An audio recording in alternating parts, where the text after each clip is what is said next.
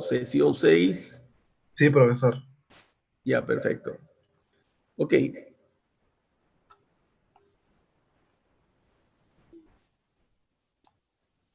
Bien, vamos a hacer una revisión. Entiendo que ustedes también ya esto lo han desarrollado en su curso de base de datos.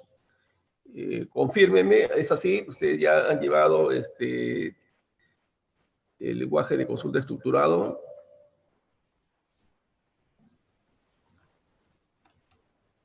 En Sí, el curso profesor, el modelamiento.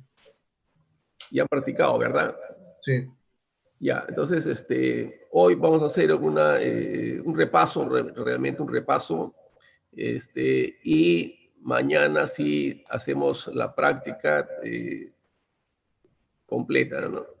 Hoy día vamos a hacer un repaso y vamos a ver también el tema de los resultados que han tenido con el manejo del el modelo paramétrico, el Excel, donde hay un modelo paramétrico para estimar tiempos y esfuerzo.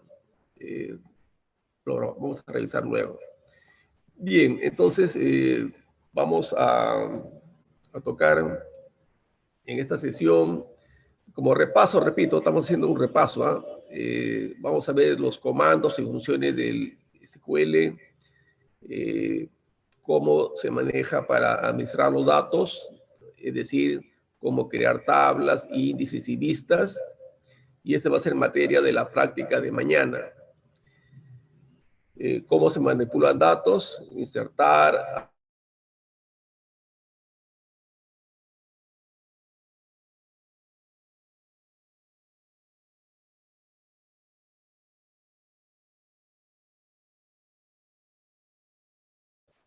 y consultas multitablas. Y también, finalmente, con consultas de alto grado de complejidad, es decir, uniendo dos o más tablas para obtener datos. ¿Ok? Entonces, eso es lo que, como repaso teórico, lo vamos a hacer hoy día y mañana estaremos practicando esta parte. Esto porque ustedes ya tienen que elaborar las tablas correspondientes en su proyecto que han desarrollado y simular, ¿no? Empezar a probar colocando ahí datos básicos, ¿no? Unos cuantos registros y empezar a probar con el SQL para ver cómo funciona, si está bien definidas, ¿no? Y hasta puede hacer algún tipo de reporte, ¿no? Una vista. Bien.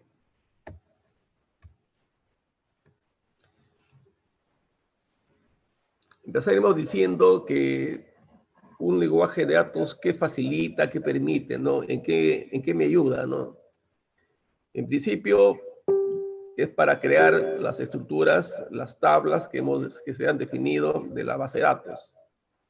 Y también para realizar, digamos, tareas básicas de administración. Y las tareas básicas de administración son el insertar, el eliminar o modificar, ¿no? Y también efectuar ciertos tipos de consultas complejas. He pasado a la siguiente transparencia. ¿Están viendo? 1.1, lenguaje de manejo de datos. ¿Sí? Sí, profesor. Apóyame. sí, sí, profesor. Se ve. Estamos en 1.1, lenguaje de Sí, manejo. sí, profesor. Ya. Bien, entonces, y también este lenguaje de base de datos me permite realizar funciones básicas, ¿no? Eh, obviamente con el mínimo esfuerzo y también me permite cierto grado de portabilidad, ¿no? Es decir, eh, ajustarse a algún estándar básico, ¿no? Evitando que uno tenga que volver a aprender cada vez que cambia de un sistema de gestión de base de datos relacional, ¿no? A otro. Es decir, con este tipo de lenguajes, un poco que se está uniformizando la manera como puedo manejar las tablas, cómo puedo gestionarlas, ¿no? Bien. Digamos que hay dos, he pasado a la siguiente transparencia. Estamos ahora en categorías de las funciones de un lenguaje de manejo de datos. Bien, acá podemos definir que las funciones del SQL están en dos categorías. Una relacionada con lo que es la definición de datos, el DDL, y la otra es lo que es manipulación de datos, DML. Son las siglas en inglés, ¿no? La primera es la lenguaje de definición de datos y la segunda es lenguaje de manipulación de datos, ¿no? El DML. Entonces, en la primera, que es el lenguaje de definición de datos, DDL, se incluyen comandos con el objeto de con la finalidad de crear objetos, llámese tablas, índices y vistas. Y también comandos para definir accesos a estos objetos, ¿no? Es decir, qué facilidades voy a tener, ¿no? Qué derecho de acceso, ¿no? Llámese de lectura, modificación, de consulta, ¿no? Y por otra parte, en lo que es el DML o lenguaje de manipulación de datos, incluye comandos para, como su nombre le hizo, para manipular datos, es decir, para insertar altas, para actualizar, ¿no? Update, o para eliminar delete, ¿no? Y también obtener datos dentro de las tablas de base de datos. Entonces, estas son las dos categorías generales que corresponden a las funciones del SQL. He avanzado a la siguiente página. Entonces vamos a entrar ya más en detalle diciendo los componentes del SQL Server. Ya hemos dicho que manejan comandos y hay tres tipos de comandos, los que corresponden a los DDL, o sea, los de definición, y como hemos estado manifestando, me permiten crear y definir nuevas bases de datos, campos e índices. Y ahí en la tabla pueden observar los comandos, ¿no? El comando create, drop y helper. El create obviamente es para crear nuevas tablas, nuevos campos e índices. El drop es para eliminar tablas e índices. Y el alter es para modificar las tablas, agregando campos o cambiando la definición de los campos. Es decir, puede ser numérico, alfabético, voy cambiando la definición de esos campos. Estos son los comandos del DDL. Pasamos. Lo que viene a continuación ya es los comandos propios de la manipulación de los datos. Voy a cambiar de color acá porque está...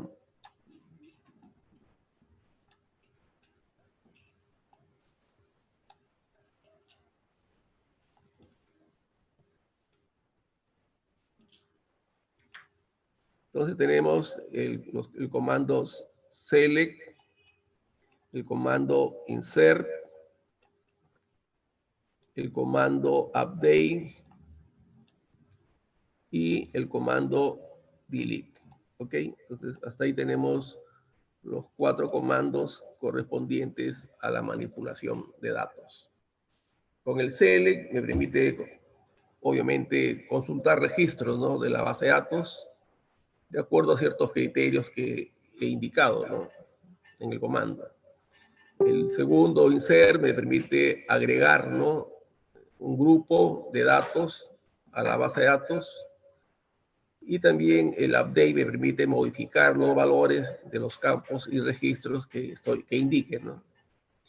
La parte del delete, obviamente, es para eliminar registros de una tabla de la base de datos. ¿Ok? Hasta aquí creo que se entiende. Repito, estamos repasando. Avancemos.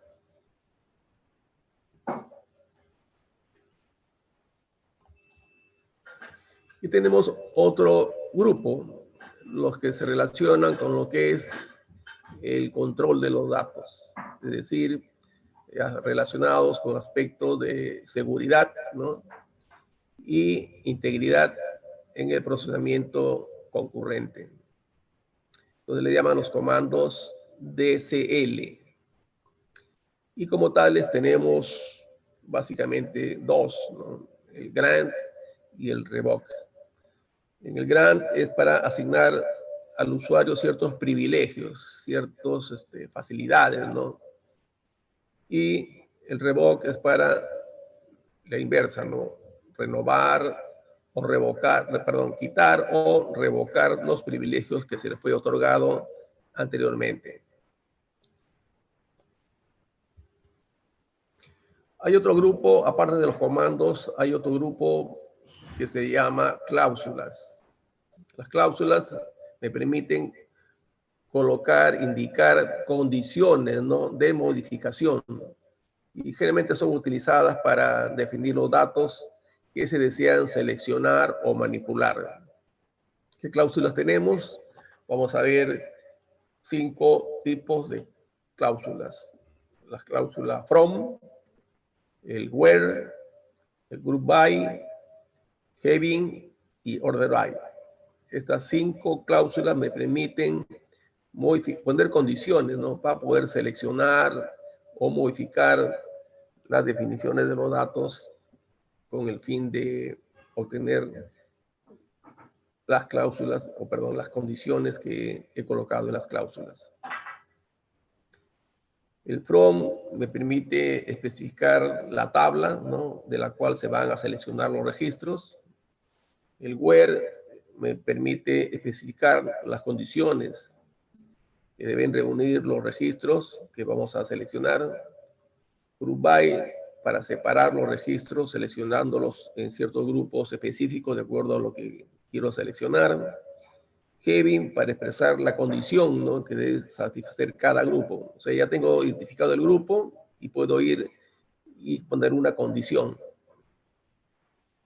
Y el order by me permite ordenarlos. Es decir, puede ser de menor a mayor o de mayor a menor.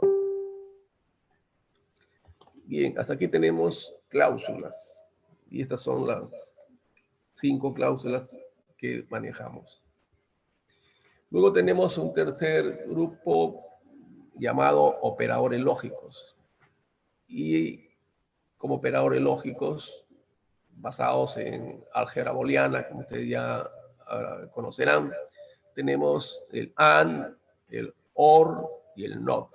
Estos son operadores más conocidos, ¿no? El AND viene a ser el ilógico, ¿no? Que evalúa 2 condiciones, ¿no? Y devuelve un valor de verdad solo si se cumple ambas, ¿no? Se cumple ambas, el AND implica un ilógico que si se cumple ambas, el valor es verdadero. En el OR, a diferencia del OR, que es un O lógico, es decir, da 2 condiciones, ¿no? Devuelve un valor de verdad, si y solo si alguna de las 2 es verdadera. O sea, en la anterior vimos en el AND que tiene que ser las 2, ¿no?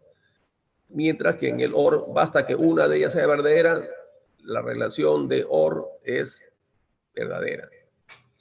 Y el NOT es cuando hay una negación lógica, ¿no? Es decir, devuelve el valor contrario de la expresión. ¿Ok? Hasta acá como definiciones, como conceptos. Luego vamos a ver ejemplos y mañana hacemos la práctica. Hay operadores de comparación. El anterior son operadores lógicos, ahora son operadores, vamos a ver operadores de comparación. Y para comparación tenemos pues obviamente el menor, el mayor, el distinto, el menor o igual, el mayor igual, el igual propiamente, el between que es entre, me da un intervalo, el like que me dice la comparación, ¿no?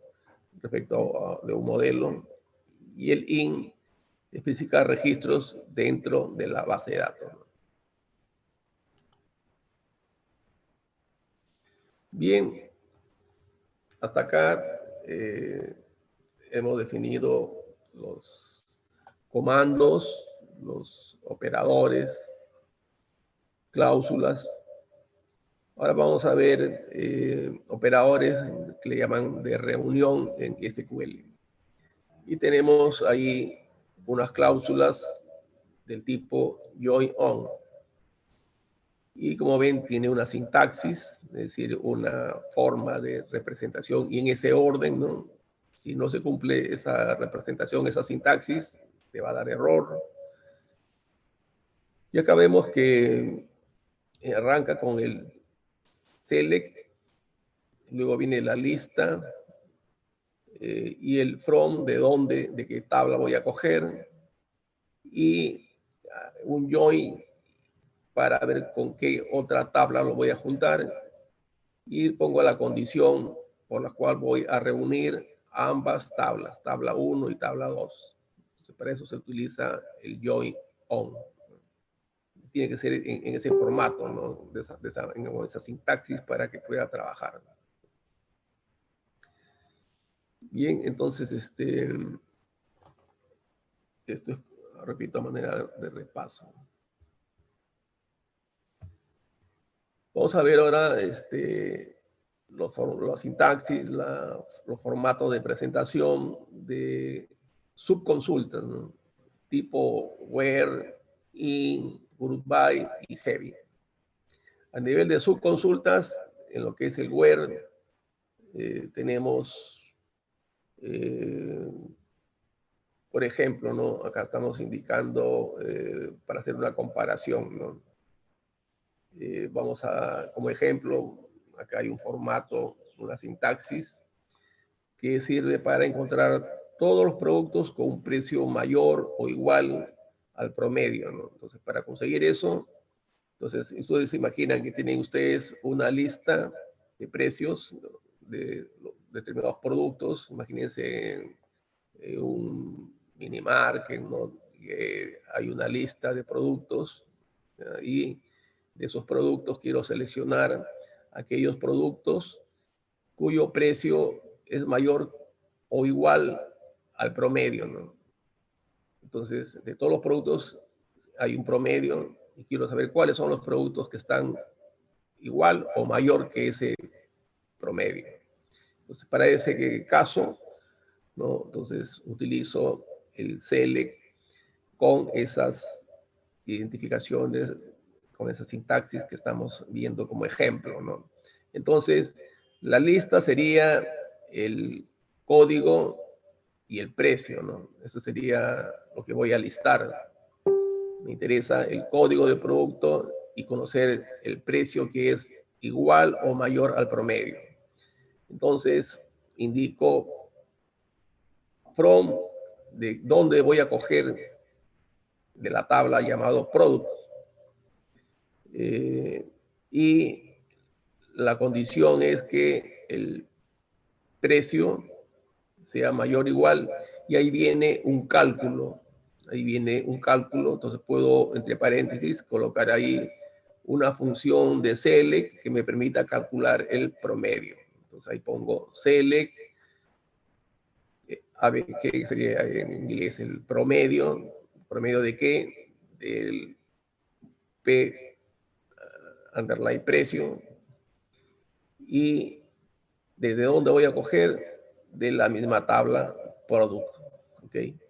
Entonces, por una parte, tengo un select que me va a permitir seleccionar o listar el código y el precio del producto, y luego otro select incorporado, ¿no? Anidado, que me va a permitir calcular el promedio.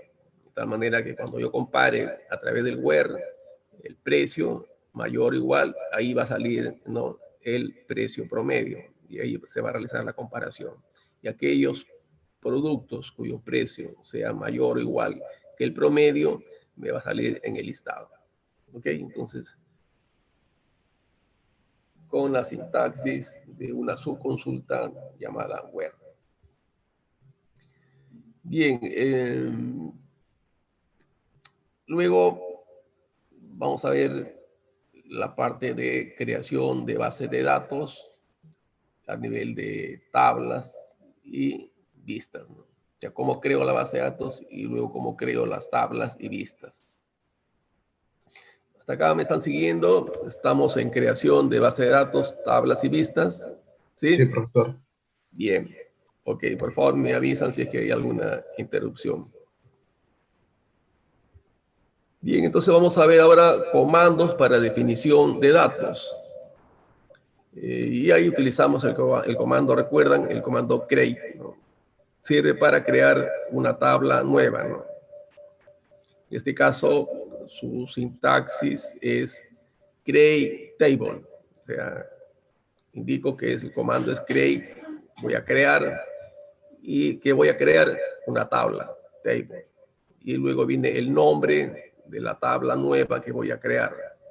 Y entre paréntesis, puedo colocar ahí los campos, ¿no? Los campos y tipos de datos que están incursos en esos campos. ¿Qué tipo de datos se manejan? Bueno, los básicos de los conocidos tenemos el entero, integer, ¿no? El string, el char, el bit, el campo fecha o tipo fecha, o para los números el real, ¿no? ¿Qué otras propiedades podemos agregar acá? Tamaño del campo, ¿no? El número de caracteres entre paréntesis, si es un string, entre paréntesis el número de caracteres. También indicar si es clave primaria, ¿no? Si el campo que estoy indicando ahí es clave primaria o si se define como no nulo, o sea que nunca puede estar ese campo vacío, no tiene que tener, que no debe ser nulo, ¿no? Siempre debe haber algún carácter ahí que identifique. Bueno, esta es la sintaxis. Y acá tenemos un ejemplo para crear una tabla. La tabla se va a llamar artículo. Recuerden cuál es la estructura. El create table, el nombre de la tabla y luego entre paréntesis los nombres de campo, tipo de dato y alguna otra propiedad. Entonces acá vemos en el ejemplo, estamos en el ejemplo creación de tablas. Estamos viendo, ¿no? ¿Sí? Sí, profesor. Ok, entonces acá tenemos el create table. Entonces ese sería el comando y vamos a crear la tabla artículo. Ese sería el ejemplo de crear una tabla llamada artículo. Y entre paréntesis voy a colocar los campos, el tipo de datos, ¿no? Y alguna característica u otra propiedad. En este caso tenemos el artículo, el nombre, el código del artículo, el nombre del artículo, la fecha de fabricación y la fecha de vencimiento y su precio. Esos serían los 5 campos que voy a considerar en esa tabla. ¿Ok? Entonces tenemos los nombres. Entonces ustedes imaginen que está en un mini market y me interesa crear una tabla que tenga estos datos que son básicos realmente, ¿no? El código del artículo, el nombre, la fecha de fabricación, cuándo vence ese artículo y el precio. Eso le interesaría básicamente a cualquier persona que vaya a comprar, ¿no es cierto? El nombre del artículo, su código, la fecha de fabricación y el vencimiento. Eso es para garantía de lo que está comprando, ¿no? Que está vigente el producto. Y obviamente el precio. Ok, entonces esos serían los nombres de campo. El tipo de datos, como ven ahí, el código obviamente es un entero, un número entero. El artículo es varchar, tipo de datos varchar, entre paréntesis 25, que tiene como máximo 25 caracteres. Las fechas, obviamente, son day. Y el precio, en este caso, es small money, ¿no? O sea, el precio está caracterizado como pequeño, ¿no? Bien, y otras propiedades, otros datos, en el código del artículo es una clave primaria, se le ponen primary key, y el nombre del artículo obviamente es no nulo, no puede ser nulo, tiene que haber un nombre, ¿no es cierto? Not null. Ok, entonces con este ejemplo ya tienen la sintaxis, ¿no? Un ejemplo de una creación de una tabla, en este caso artículo. Entonces, algo similar ustedes van a hacer cuando creen las tablas, las básicas, ¿no? Las entidades básicas que han definido en su modelo que ustedes ya me presentaron la vez pasada. ¿Ok? Bien, una vez que lo crean la tabla, después con los comandos vamos a manipular esos datos. Mañana vamos a hacer ejercicios para trabajar esta parte. Pero ya les estoy dando la introducción sobre lo que vamos a manejar. Voy a cargar también para mañana la práctica, voy a cargar unas separatas, ¿no? Aparte de este PowerPoint, voy a cargar unas separatas del laboratorio que vamos a hacer, ¿no? Para que ya vayan identificando. Y ahí tienen, la separata tiene una parte introductoria, ¿no? Y luego viene ya el laboratorio propiamente que se va a realizar mañana. Ok, entonces seguimos. Paso a la siguiente. Tipos de datos. Repito, estamos repasando. En el ejemplo ya hemos visto algunos tipos de datos. Ahora vamos a especificar como el char y entre paréntesis cuántos, ¿no? Caracteres, el varchar, ¿no? Entre paréntesis la cantidad de caracteres, ¿no? Máxima que puede manejar, cuando obviamente el dato sea un campo variable, ¿no? Entonces pongo varchar, ¿no? Pero si sabemos que es fijo, le pongo char y entre paréntesis el número, ¿no? Y esa es la longitud fija, ¿no? En el char. En el varchar, cuando es variable la longitud. ¿Y esto con qué objeto? Obviamente para racionalizar el uso del espacio, ¿no? Recuerden que estamos haciendo uso de un espacio y por lo tanto una manera de optimizar ese espacio, ¿no? Es definiendo un varchar para que si le pongo, para que de acuerdo a lo que se registre se vaya utilizando, ¿no? El entero, ¿no? El int, el entero, se puede ser como abreviatura int o la palabra completa integer. Cuando el entero es pequeño, ¿no? Un conjunto o un subconjunto del dominio de los enteros se le pone small int, ¿no? Seguimos. El numeric, y entre paréntesis se indican dos dígitos, en este caso estoy indicando con una P y una D, es un número en coma flotante. ¿Qué significa eso? Que tiene una característica de que indico la precisión, ¿no? El número está formado por, en este caso, la P, ¿no? Más el signo, la P indica cuántos dígitos, y de estos P dígitos, D pertenece a la parte decimal. Ejemplo, si coloco numeric y entre paréntesis pongo 3,1, entonces me va a decir que en este caso, como ejemplo, el número es 44.5, es decir, tiene 3 dígitos y de los 3 dígitos, uno es decimal. Entonces, 3 dígitos sería 4, 4 o 5, ¿no es cierto? Ahí están los 3 dígitos, pero de esos 4, 4, 5, de esos 3 dígitos, el 1 indica que al final uno nomás, uno de sus dígitos es decimal.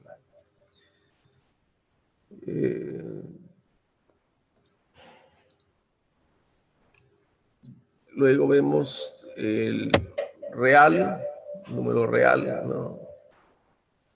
Y con doble precisión, ¿no? En este caso, se refiere a números en coma flotante como el anterior, donde la precisión es mucho mayor. Tenemos el float, es el número también en coma flotante, cuya precisión es de al menos n dígitos. Entonces, entre paréntesis pongo n dígitos. Sigamos. Otros tipos de datos, tenemos el dato day, el tipo day, time y timestamp. Vamos a ver sus características. El day, de hecho, es una fecha del calendario, ¿no? Que contiene un año, 4 dígitos, un mes y un día del mes. Repito, su formato es 4 dígitos para el año, 2 para el mes y 2 para los días. Ese sería su formato del day. En ese orden, ¿no? Año, mes y día.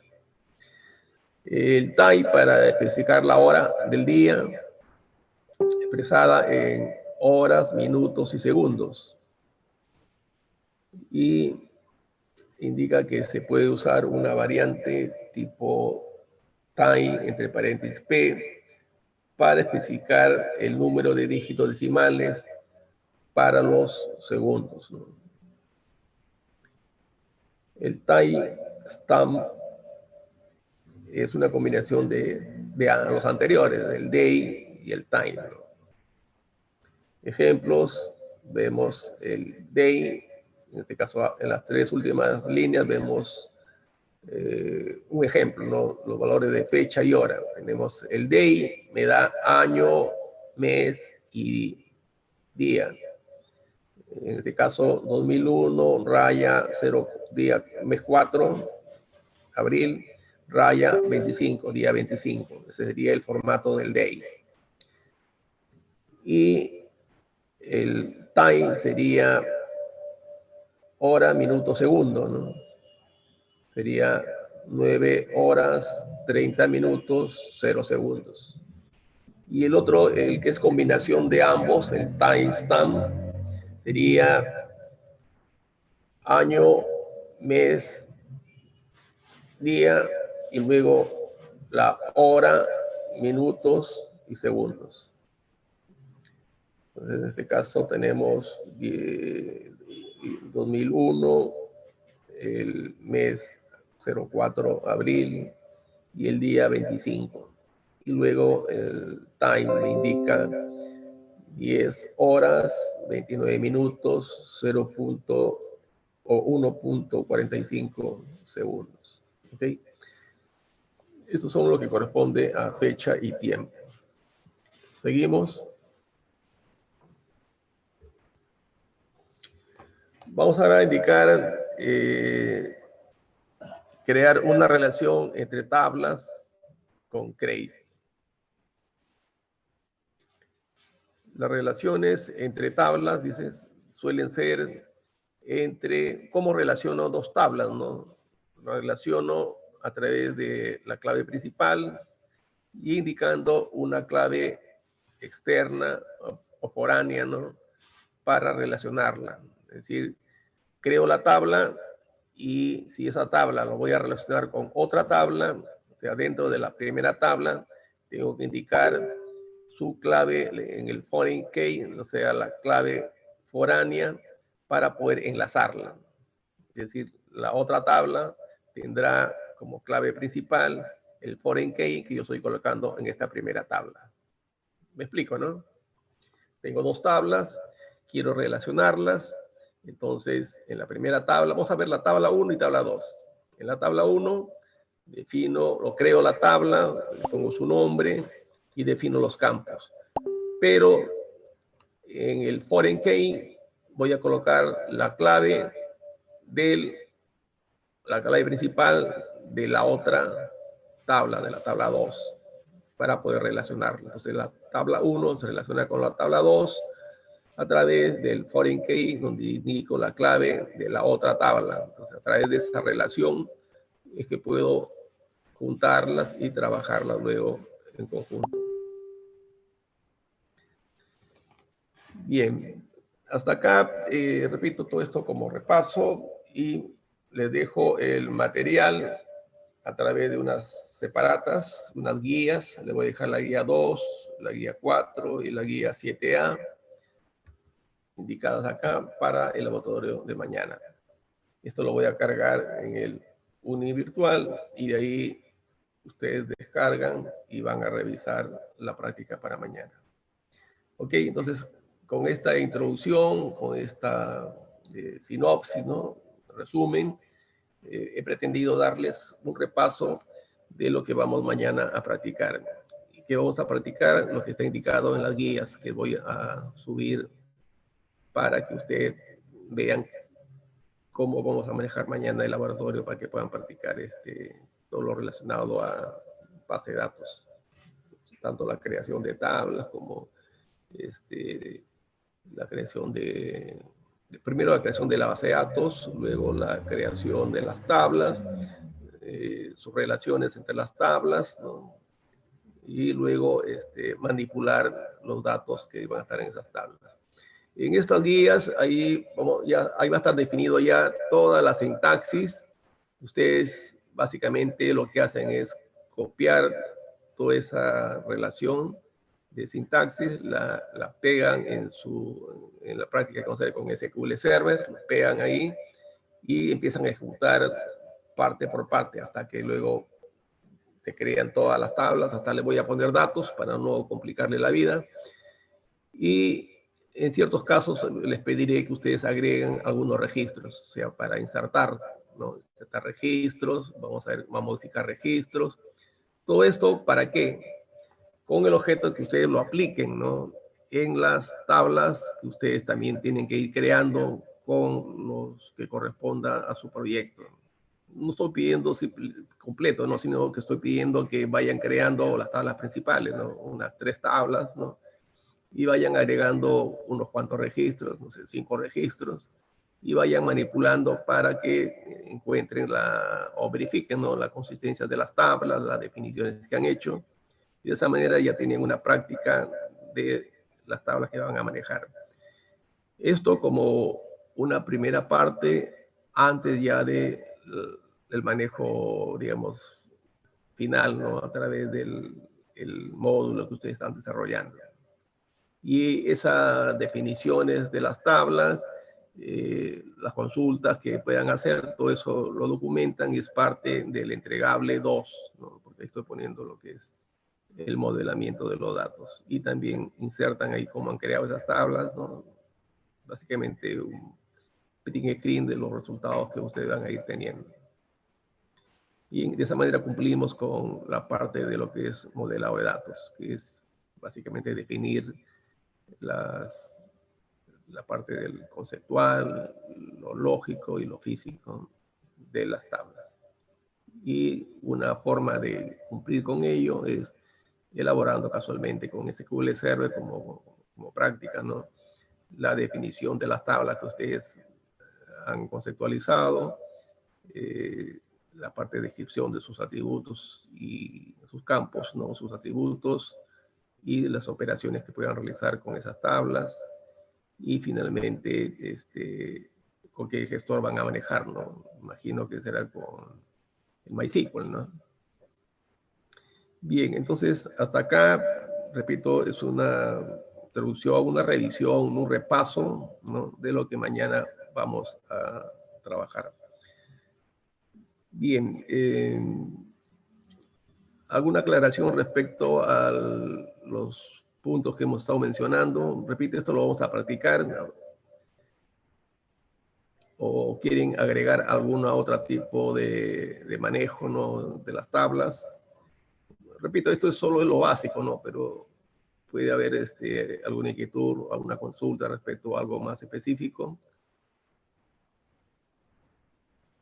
Bueno, en todo caso, revisen las guías y aclaraciones, detalles, lo vemos antes de empezar la práctica mañana, me harán la consulta del caso y solucionado eso, lo desarrollamos en el laboratorio en base a las guías 2, 4 y 7A que les voy a pasar.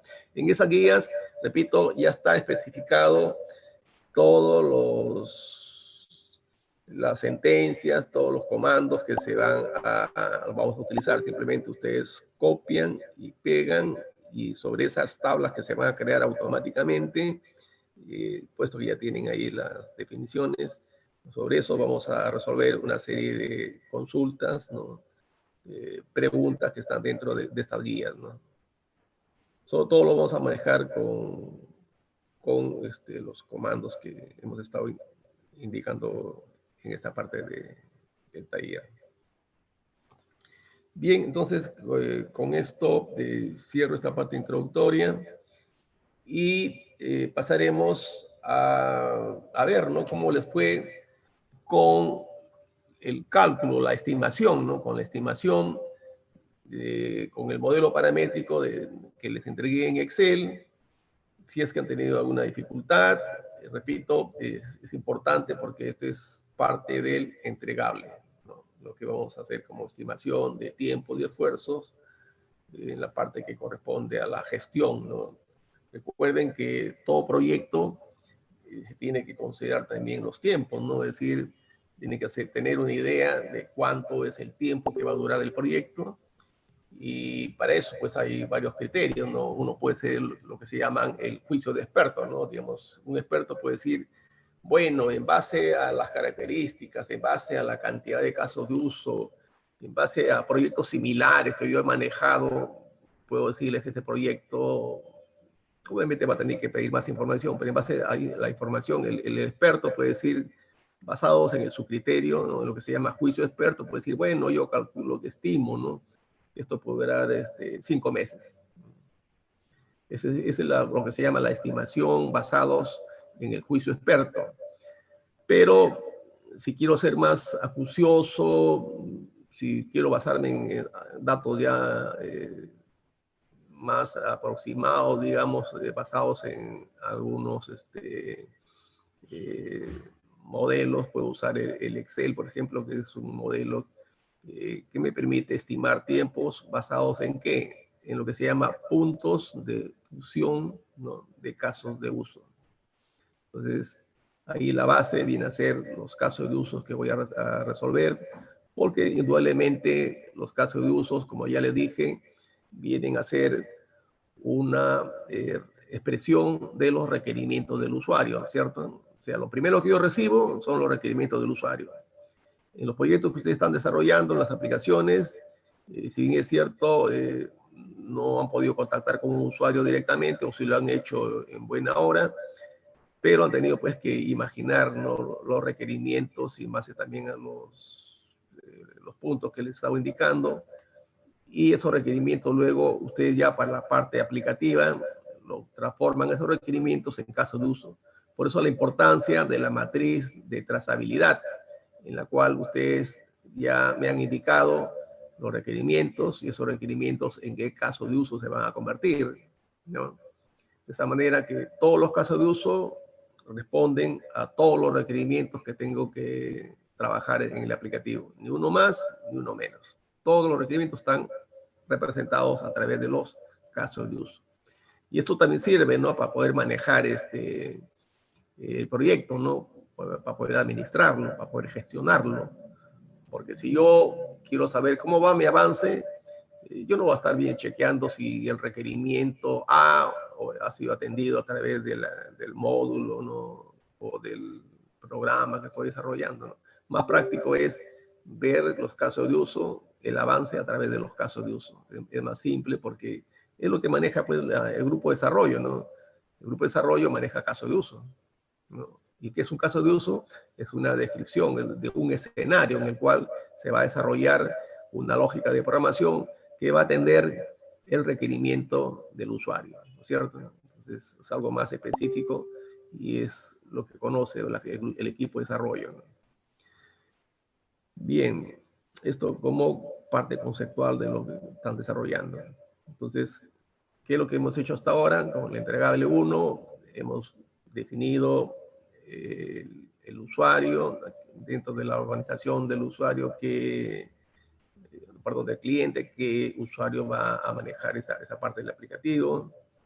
Si los que han trabajado, por ejemplo, con el organigrama del MINSA, ahí indicarán dentro del organigrama del MINSA qué área, ¿no?, tiene que ver con el aplicativo que ustedes van a desarrollar, ¿no? Y una vez que se definió la organización y el área usuaria, le hemos pasado a definir los requerimientos, primero de requerimientos textuales, luego hemos analizado los casos de uso, esos requerimientos cómo se convierten en caso de uso, y esos casos de uso han sido el input, la entrada para el Excel, ¿no es cierto? Porque en el Excel que hemos pedido que definan los actores y también qué tipo de actores, de acuerdo a esa clasificación que han visto en el Excel. También ahí se pide que definan los casos de uso, y de ahí empieza a arrancar este modelo paramétrico para estimar tiempo, ¿no es cierto? Y después ahí en el Excel se habrán dado cuenta que han tenido que analizar la parte de las características propias, ¿no?, de los casos de uso, también aspectos técnicos, ¿no?, del proyecto, y también aspectos del entorno, ¿no?, en qué ambiente se van a desarrollar. O sea, todos esos son parámetros que me van a poder definir o estimar una aproximación de cuánto va a durar ese proyecto. ¿Ok? Entonces, lo que yo les pedí al comienzo fue que antes de empezar a utilizar el modelo paramétrico, ustedes como grupo, como equipo, indicaran entre ustedes primero una aproximación. ¿Cuánto creen ustedes que iba a durar? Digamos, si alguien me dice, ojo, no se limiten a la duración del curso, ¿no? Este curso puede durar 4 meses, 3 meses y medio, pero no me van a decir que esto se va a hacer en 3 meses y medio, ¿no? O sea, eso es lo que dura el curso, pero lo que yo proyecto a través de mis casos de uso puede ser de, no sé, 8 meses, 9 meses, ¿no?, o 6 meses. Entonces, lo que yo les pregunté primero, o quise primero que se pongan de acuerdo entre ustedes, ¿cuánto estiman como equipo que va a durar ese aplicativo? Ese es el primer referente. Y luego aplican el modelo paramétrico y ahí le va a dar un tiempo y esfuerzo. Entonces ustedes se preguntarán o compararán, ¿no?, cuánto fue lo que ustedes dijeron y cuánto fue lo que está resultando. Ahí ustedes podrán validar qué tan aproximado ustedes, digamos, como juicio experto, ¿no?, dijeron, y cuánto fue el resultado del modelo paramétrico. Entonces ahí vamos a ver si es que realmente, o en base tal vez al resultado, ustedes pueden hacer ajustes, ¿no? Porque este no es un modelo que a la primera ya ahí queda, ¿no? Es un modelo que lo voy a poder ir ajustando de acuerdo a lo que yo considero que debo validar o actualizar algunos parámetros que he definido, ¿no? ¿Ok? Bien, entonces, a propósito,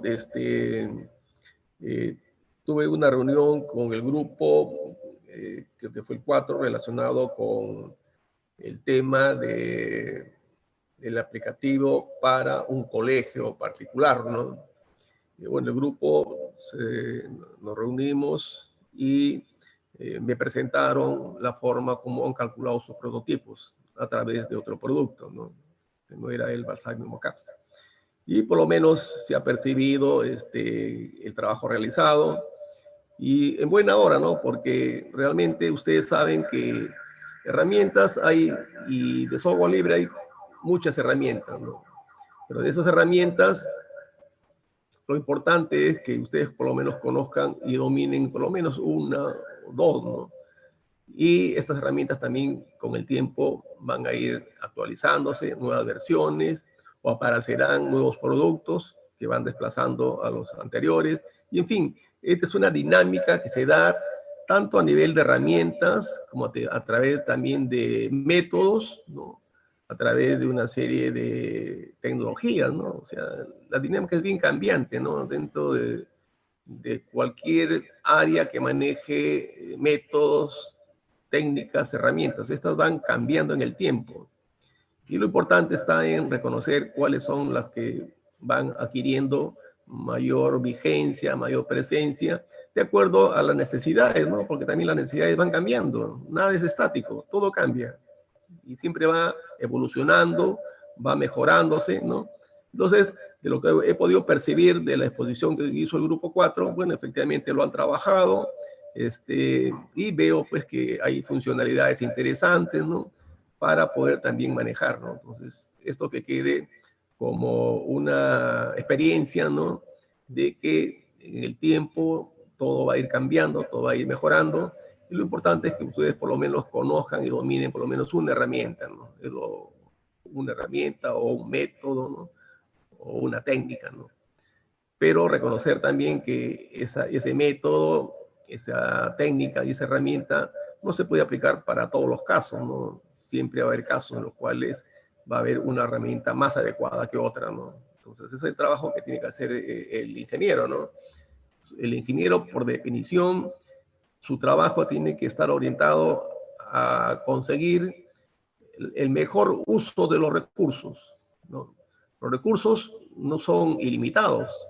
Ustedes cuando entran a su computadora no tienen ahí una memoria infinita, ilimitada, no tienen los recursos de espacio, de procesador, ¿no? No son ilimitados, tienen una capacidad, ¿no es cierto? Tienen un límite, ¿no? Por lo tanto, siempre están mejorándose la tecnología, están viniendo computadoras con mayor capacidad operativa, ¿no? Más memoria, más espacio, ¿no? En fin, se va, digamos, abaratando, ¿no? La relación precio unitario, ¿no? Respecto a los recursos que se van utilizando, ¿no? Y vemos que el hardware va disminuyendo. Y también, por otra parte, vemos que también el software también va aumentando, ¿no? Pero cuando ya entran en juego software libre, está bien hacer el balance, ¿no? Si no hubiera software libre, entonces prácticamente los software propietarios, pues, podrían elevar sus precios significativamente, ¿no? Y no habría opción, ¿no? Pero hay una opción que es software libre, ¿no? Y de esa manera se pretende contrarrestar, ¿no? La parte comercial de estos productos privados o propietarios, ¿no? Entonces, siempre en el mercado, siempre hay esa relación de oferta y demanda, ¿no? Cuando hay mucha oferta, obviamente los precios pueden bajar, ¿no? Cuando hay mucha demanda, los precios pueden subir. Entonces, es la relación que siempre se da en una economía de libre mercado, ¿no? Donde prevalece la oferta y demanda para regular los precios. ¿Ok? Y de hecho, el software libre juega un papel importante, ¿no? En estas relaciones, ¿no? Bueno, y obviamente en el mundo académico también hacemos uso de los recursos de propietarios, ¿no? Pero más la parte de software libre, ¿no? Y bueno, entonces, en conclusión, bueno, celebro y felicito, ¿no? También al Grupo 4, que está también a través de otro producto que ha considerado, porque ellos me dijeron que este producto ya lo vienen manejando ya de anteriores cursos, ¿no? Y la forma como ellos ya conocen y manejan, y bueno, en buena hora que lo hayan aplicado. Pero sí, lo que pido es que informen, comuniquen, ¿no es cierto? Siempre la comunicación es clave, ¿no? Tanto en el curso, como en su vida profesional, como en sus proyectos que ustedes desarrollen, siempre tiene que haber la comunicación. ¿Por qué fracasan a veces los proyectos? Porque no hay comunicación, no hay interacción entre los equipos, ¿no? Entonces fracasan con la medida que no hay comunicación, entonces nadie sabe qué cosa está haciendo uno, qué está haciendo el otro, entonces ahí no hay comunicación y los proyectos fallan. Por eso es importante la comunicación. Yo les he dado la tarea a los coordinadores de grupo que bajen el Trello, ¿no? Como una herramienta que les va a permitir manejar, ¿no? Gestionar internamente cómo está el avance, ¿no? Del aplicativo que ustedes están desarrollando. Repito, como ejercicio académico, ¿no? Entonces, una manera interesante de que ustedes también sepan cómo se puede administrar, controlar, por lo menos registrar y controlar el avance de un proyecto es haciendo uso de esta herramienta, el Trello. la indicación fue que el coordinador de grupo baje esta herramienta y pueda ir ya identificando las actividades que tienen que realizar, y de esas actividades, cuáles son las que ya han sido realizadas, cuáles son las que están pendientes, ¿no? Básicamente eso es lo que se maneja en el Trello, ¿no? 3 tablas. La primera tabla que me indica qué cosa tengo que hacer. La segunda tabla o bandeja, qué cosas ya hice. Y la tercera, las cosas que estoy haciendo o debo de hacer, ¿no? Y de esa manera se van controlando. Por lo tanto, para el entregable 2, también cada coordinador por lo menos me presentará la bandeja donde esté indicado esos 3 tipos de actividades, ¿no?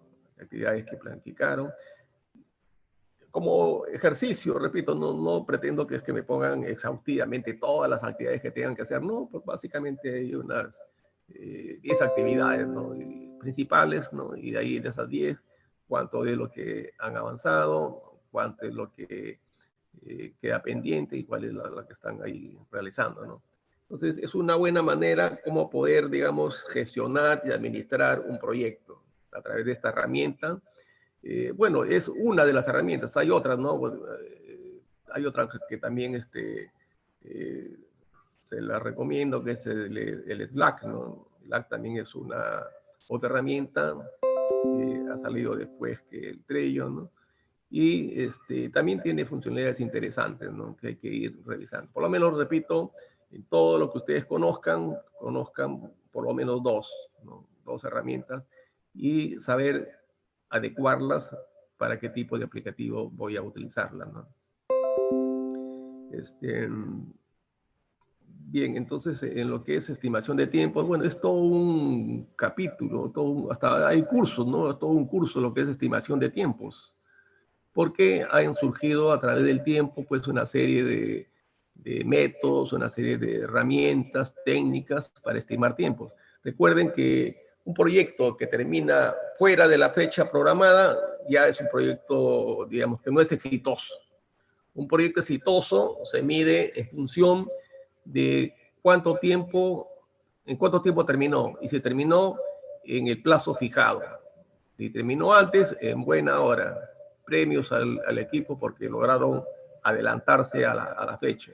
Siempre todo adelanto es a costa de una mayor esfuerzo, mayor dedicación, ¿no? Cuando uno se adelanta a lo programado, ¿no? Se terminó el proyecto o se planificó hacerlo en 4 meses y el equipo lo terminó en 3 meses y medio. Se adelantaron ahí 15 días, ¿no? En buena hora, ¿no?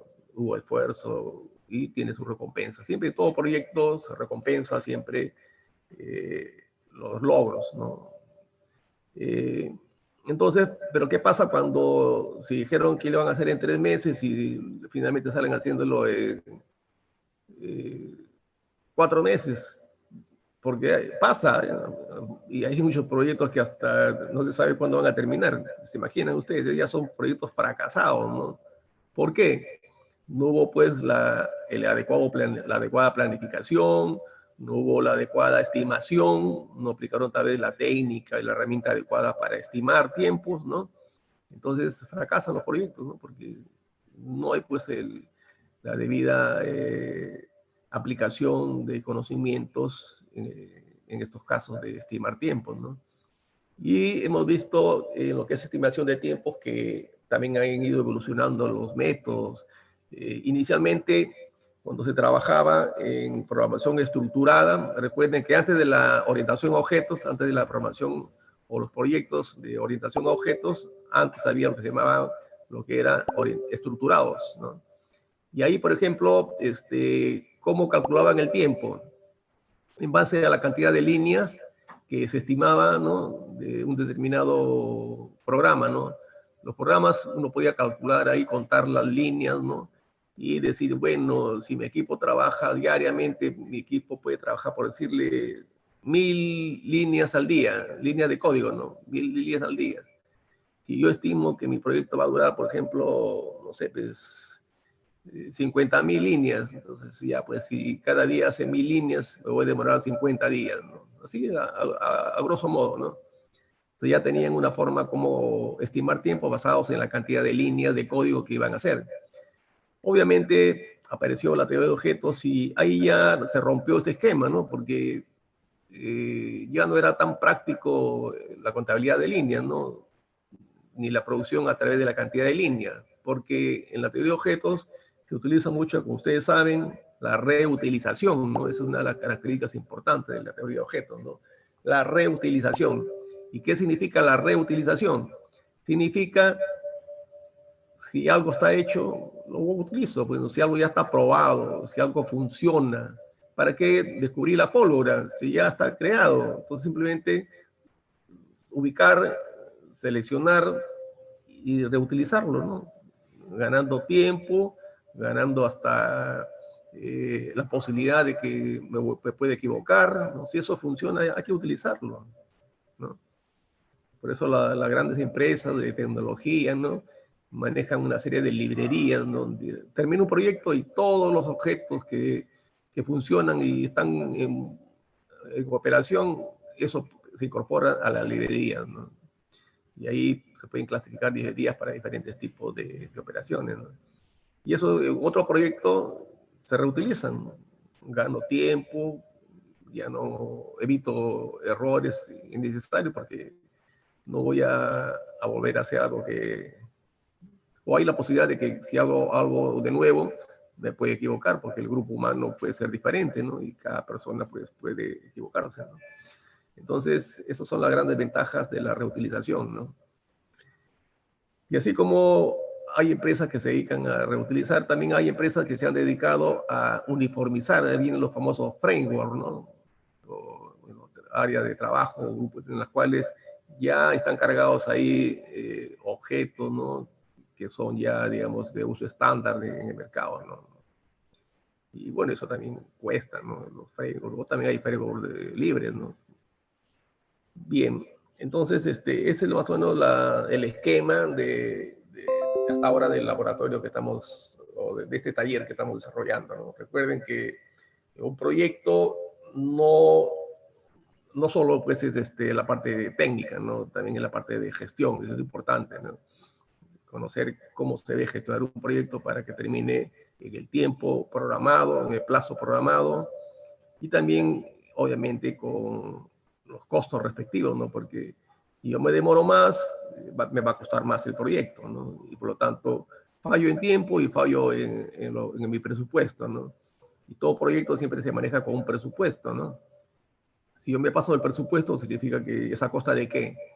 De las utilidades, pues todo proyecto tiene una utilidad, ¿no es cierto? Para el proveedor que está haciendo ese proyecto, es un proyecto que significa utilidades, ¿no? Ganancia. Si yo elevo mis costos, voy a tener menos utilidad, menos ganancia. Porque se entiende que al comienzo yo ya pacté un precio, ¿no? Yo pacté desarrollar un software, no sé, $30,000. Ese fue mi precio y hice un contrato por $30,000. De ahí yo ya calculé que, vamos a suponer que de los 30,000, yo voy a costear, digamos, por un monto de 25,000 o $20,000. Entonces hay una ganancia de $10,000, ¿no? Pero si yo me paso de los $20,000 y me cuesta $25,000, entonces ya pues ya no, mi ganancia ya no va a ser 10,000, va a ser 5,000, ¿no? Y si este proyecto fracasa, pues me demoro más, hasta puede ser a costa de pérdidas, ¿no es cierto? Me pasé de los $20,000, ya no, de los $30,000, ya estoy perdiendo, ¿no? Y hay muchos proyectos que han fracasado, hay pérdidas y hay muchos casos que se llevan a un litigio, ¿no? Porque siempre, pues, muchas veces el proveedor reclama, ¿no? No, a mí no me dijeron tal cosa y ahora me están pidiendo esto. Y siempre hay conflictos, todo proyecto siempre es, generalmente, ¿no? Se pueden dar conflictos. Entonces, una manera, pues, de evitar conflictos es cumpliendo, ¿no? En plazos, tiempo, en calidad, ¿no? Y también otras áreas importantes que es la comunicación, la gestión de proveedores, ¿no? evaluar riesgos, también es importante los riesgos. Recuerden que al comienzo el proyecto está un poco, digamos, incierto, porque muchas veces no se tiene bien claro lo que se va a hacer, ¿no? Pero, sin embargo, se asumen riesgos y adelante, ¿no? Pero en el camino se tiene que ir ya conociendo más los detalles y se van ajustando también los recursos que se van a manejar, ¿no? Bien, ¿alguna pregunta sobre lo comentado?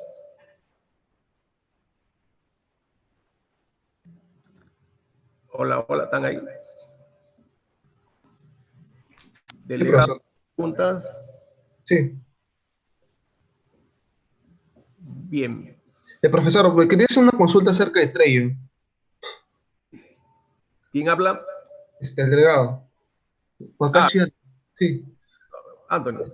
Sí, el día de la entrega del segundo entregable, en la parte de Trello para gestionar el avance, usted mencionó que debíamos mostrarle dos tablas y como que en base a 10 actividades que hemos estado, a 10 actividades principales. Como en Sí, el informe se le adjuntaría ahí o se le mostraría al momento de presentar nada más. solo es la parte que ustedes ya deben conocer, ¿no? Pues estamos acá siguiendo un enfoque basado en el proceso unificado, ¿no? Y el proceso unificado define una fase de lo que es eh, la concepción, ¿no? La fase de elaboración, la fase de construcción y la fase de transición. En base a eso, ustedes ya saben qué actividades comprende cada uno, ¿no? Ustedes le han indicado en su curso de análisis y diseño qué actividades se hacen en cada uno de así, en forma genérica, ¿no? Por cada fase, unas 3, 4 actividades y luego indicar, ¿no? Ya se cumplió con la primera fase, que era la definición de requerimiento, ya se cumplió con eso, ya está en otra bandeja y así. Repito, es un ejercicio académico solo para que ustedes se den cuenta de las funcionalidades que tiene, ¿no? No estoy viendo que sea exactamente las actividades que tengan que hacer durante todo el curso ni durante todo el proyecto. Es un ejercicio académico y para la próxima entregable tal vez lo podemos ir ya enriqueciendo, ¿no? Porque ustedes ya van conociendo más lo que están haciendo, ¿no? A nivel de actividades, ¿no? Pero siempre hay unas actividades fundamentales, básicas, involucradas en el modelo del proceso unificado, ¿no? Entonces, eso es lo que estoy viendo, ¿no? Bien. Ok, entonces, ¿alguna otra pregunta para pasar a consultar cómo les ha ido con la parte de estimación de tiempo y esfuerzo? Y bueno, vamos revisando por cada equipo y si tienen ya una estimación, repito, como borrador, porque todavía eso es el entregable todavía de la próxima semana, ¿no? Pero si ya tienen un avance, me gustaría verlo sus opiniones más que nada, ¿no? Sus opiniones respecto a los resultados que les ha salido, ¿no? A ver, grupo 1 del delegado Anthony, ¿tienen algún resultado sobre la aplicación de este modelo paramétrico del Excel? Profesor, todavía no, es que usted había mencionado que para mañana todavía iba a revisar, entonces nosotros hemos estado como que viendo esa parte, conversando eso y todavía no lo hemos registrado. Ya, ok, es cierto, hasta mañana podemos revisarlo. Bueno, en todo caso, la consulta es si es que hay algún grupo que ha avanzado y puedan presentar algún resultado o algún comentario. O por lo menos cada grupo ya tiene que haber hecho a priori, ¿no? Así por lo que se llama juicio de expertos entre ustedes, cuánto creen que podría durar ese aplicativo. Eso como referente, en un primer referente, y luego ya aplican el modelo, colocan ahí los casos de uso, sus características, todo, y calculan, ¿no? Y luego comparan, ¿no? Bueno, yo estimé a priori, tanto, y el modelo me salió tanto, ¿no? Y eso mañana lo podemos revisar en conjunto, y eso también va a ser preguntas que voy a tomar en el entregable 2, ¿no? Eso es importante también. Bien. ¿Hay algún grupo que haya avanzado algo más o todos están preparándose para mañana? No hay ningún grupo. Bien, ojo que yo siempre estoy calificando participación, ¿eh? Ya les he dicho que en este ciclo particularmente que estamos arrancando con una modalidad pues, no presencial, nos han dado lineamientos de cómo debemos evaluar. Es más, hasta hemos hecho propuestas, ¿no? Para variar los pesos, porque la indicación ya viene desde el vicerrectorado académico, ¿no? Que le tengamos mayor ponderación a la participación, ¿no? En la medida que participen, van a ser mejor calificados. Estoy comunicándoles ya varias veces para motivarlos a que también pregunten, consulten, ¿no? Porque eso indica también interés, indica mayor conocimiento de lo que se está desarrollando. Y eso nos han indicado que debe calificarse con un mayor peso. ¿Sí? Nuestro grupo quiere presentar un pequeño avance. Ok, entonces vayan preparando. Yo voy a soltar acá la...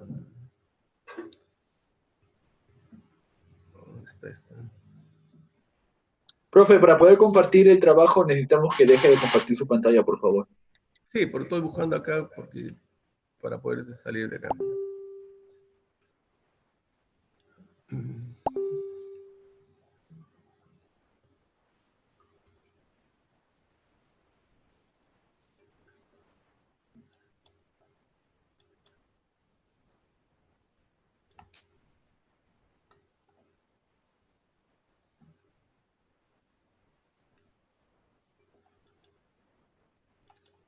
Estoy acá y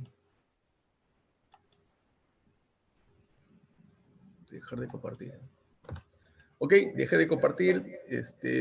Pueden tomar el control y presentar lo que corresponda. Ya, profe, ese es el avance que hemos hecho en el Excel. Hemos llenado con estos datos. Acá había un error, no sé, la celda no sé cómo estará configurada porque no nos dejaba poner fecha en ninguno de los formatos que se nos ocurrían. Sí, ahí hay una limitación. Sí, avancen nomás, no hay problema. Bueno, pues llenamos los datos con lo que más o menos sabíamos. Siguiente, por favor. Ya. Ya, acá el número de actores que teníamos únicamente en nuestro sistema son 2, que es la organización y el usuario. Por eso es que y ambos son complejos porque lo utilizan interactuando por medio de la GUI. En cambio, los demás, bueno, no hay más usuarios tampoco. Así que son los dos únicos usuarios complejos que poseemos. Actores complejos que poseemos. Ya, siguiente. Ya, de ahí hemos puesto nuestros casos de uso que son 7, que es iniciar sesión, buscar documento, recuperar documento, registrar usuario, subir documento, validar documento y publicar documento. De los cuales el complejo, iniciar sesión es usado por los 2 actores, por eso que lo pusimos en número 2 en la celda de ahí, y los demás son usados únicamente por un actor. Ya, siguiente. Ya, acá más o menos hemos estado tratando de ver la concurrencia primero de los casos de uso. En cuanto a iniciar sesión, como es el que inicia todos los demás procesos, es el que más se va a usar, así que por eso le pusimos un 5. Al igual que la seguridad, ya que estamos tratando con cuentas y contraseñas, por lo tanto la seguridad tiene que ser máxima.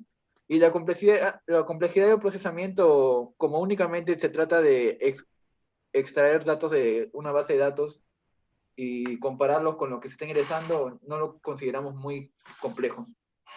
El segundo caso de uso, que es buscar documento, como concurrencia le pusimos 3 porque es lo que va a realizar el usuario, más no la organización. De ahí, como un factor de seguridad le pusimos 1 porque no hay mucha seguridad en cuanto a la hora de subir el documento donde hay seguridad, a la hora de buscarlo casi no. Y la complejidad del procesamiento le pusimos 3 porque le salen una gran cantidad de documentos en los que puede elegir. Así que con las palabras clave va a tener que estar buscándolo. Solo quería un resumen y más que nada ver el resultado final. Ya, sigue. Entonces avanza nomás. Sí, Ese mañana. es el de los factores. Ya. el resultado final es... Estoy en clase, Iván. Ya, gracias. Chao. Ya, ok, entonces vayamos a la parte de resultados. Mañana ya veremos en detalle. A ver, Ya, ¿cuánto? esto es... 73 días, hombre. Ok, 73 días, hombre. En meses, tiempo, 4. 7, ya casi 6 meses. Ok, estimación de esfuerzo de acuerdo a actividades. Tenemos análisis, diseño. Bueno, eso es más o menos ya. A ver, pregunto, ¿qué les pareció pues el 7 meses, el 6 meses casi, ¿no? 6 meses. ¿Qué les pareció? ¿Creen que va por ahí la estimación que ustedes hicieron al comienzo como grupo? ¿Qué piensan? Sí, profesor, al principio más o menos hicimos, bueno, la estimación que hicimos al principio nos salió aproximadamente 4,5 o 5 por ahí. Así que un mes más creo que es como para asegurarlo mejor, ¿no? Y que el avance del proyecto sea correcto. Bien. Ok, bueno, entonces no está pues lejos ni distanciado, ¿no? El cálculo que ha resultado del Excel, ¿no? Claro, Porque profesor. a través de los parámetros que han considerado, les da una mayor luz, ¿no? Sobre qué variables deben considerar y cómo ponderar esas variables, ¿no? Porque, repito, la estimación de esfuerzos no solo es la capacidad que pueda tener el equipo de desarrollo, sino también el entorno en que van a trabajar, ¿no? Como han podido apreciar, hay variables no relacionadas con el entorno, la forma como van a trabajar, y eso tiene un peso, ¿no? Y el sistema, el modelo le pone pesos, ¿no? A esas variables, y de acuerdo a la forma como ustedes coloquen los parámetros, los valores de los parámetros, el sistema automáticamente recalcula y ajusta, ¿no? Bien, ok, Gary, tomo nota y mañana ya en detalle lo podemos ir revisando, ¿no? Grupo 2, profe, que comparte Gary, pero el que habla soy yo, Zambrano. Y todos los demás hemos trabajado en eso también. Todos en general. ¿Quién es el que está hablando? Soy Leonardo Zambrano, está hablando. Gary Candia ha compartido la pantalla. Julio Alvarado le habló y están todos presentes. Completo, ¿no? Sí, todos hemos trabajado en el Excel. Ya, perfecto, ok. Bueno, me gusta su participación y bueno, me está ganando la hora. Lo que pasa es que yo tengo clases a las 6, de 6 a 10, y con el grupo de tópicos, y me ha indicado también que debo terminar 10 minutos antes para que no logre pues un mejor uso porque si yo también me paso, estoy perjudicando al otro docente que sigue, ¿no? Bien, entonces vamos a pasar lista. Por favor, rapidito, como ya uno sabe quién sigue a continuación del anterior, rapidito para ir marcando su asistencia. A ver, Alvarado. Presente. Amaya. Amaya. Amaya no está presente. Presente, Amaya, profesor. Por favor, pues estén atentos. Estoy pasando. Cáceres. Presente, profesor. Cadillo. Cadillo presente, profesor. No tiene audio, al parecer. Candia, presente. Castillo. Presente. Cipriano.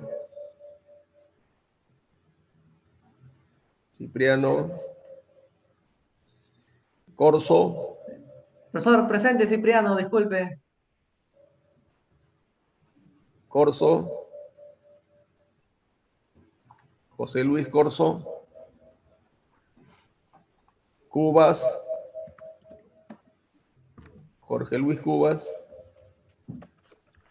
Presente, profesor. Cubas, ¿no? Díaz. Sí, presente. Atlante, Presente, profesor. Gómez, Presente, profesor. Huacachi, Presente. Jaque, Presente, profesor. Mayuri, Presente, profesor. Medina, Presente, profesor. Mesías,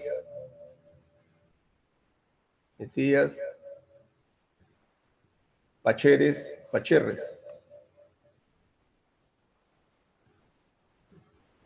está faltando. Presente, profesor. La anterior no viniste, Pacheres está faltando. Paguara, Presente.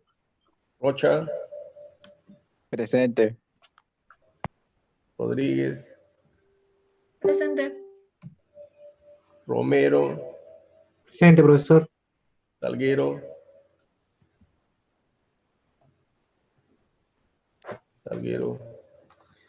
bien, luego Sandoval,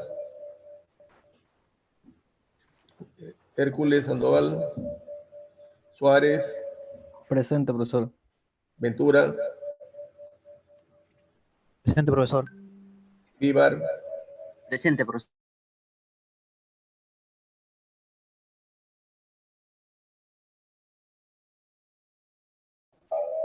Profesor, Mesías,